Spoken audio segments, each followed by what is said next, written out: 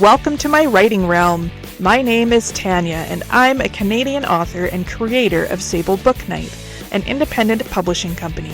If you'd like to learn more about me and Sable's publications, visit sablebooknight.ca, and Book Night shares the K.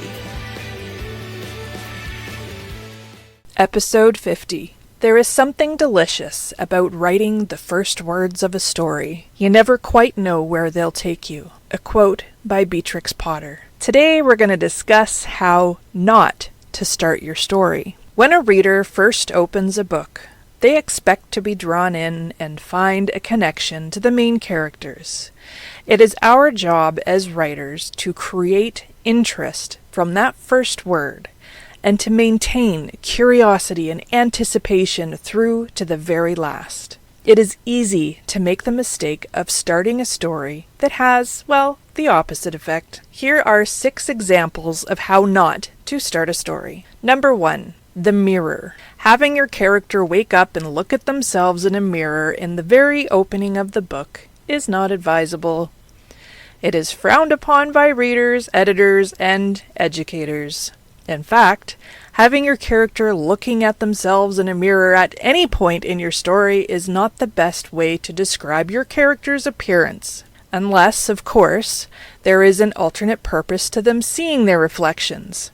For example, if they are examining wounds or putting on a costume, noticing how tired they look after the adventure they just went on. Or maybe they are self-conscious before going out on a first date. Number 2. Info dump. I have honestly seen this many times recently while beta reading for other authors.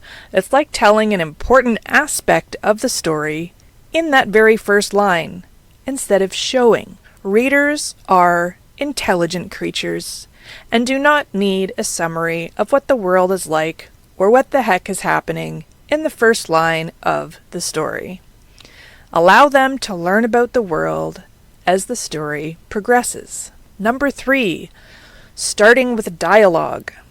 First, the reader kind of needs to know who your character is. The reader needs some aspect of understanding as to where they are, what they are doing, and even a minor touch of action. If readers aren't yet invested into the character, why would they even care what that character has to say? Number 4, description overload. The environment around characters needs to be revealed naturally, while the characters are existing in their world.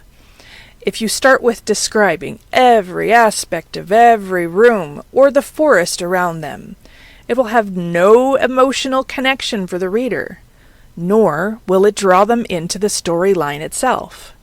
We are seeing things from the perspective of that character. Does that character just stand still and only focus on every little detail of everything that they see? Number 5, the dream. If you want readers to connect with your characters, the best thing you can do is start with reality. Beginning with the character's dream is like playing a prank. And nobody likes pranks, at least not pranks done to them. Think of it like a lie. This is the world that this book is written about. Psych! Honestly though, I do enjoy sneaking in a dream here and there, as long as the reader knows and is clear that the character went to bed beforehand. Number 6, too many characters too soon. Yes, even in fantasy, it is possible to start your story off with too many characters.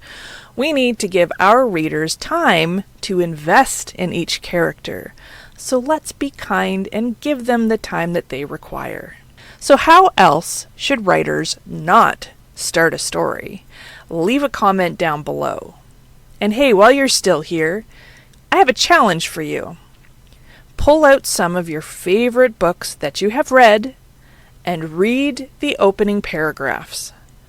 Which opening did you find the most interesting, and why? Now, pull out a few books you haven't read yet, and do the exact same thing.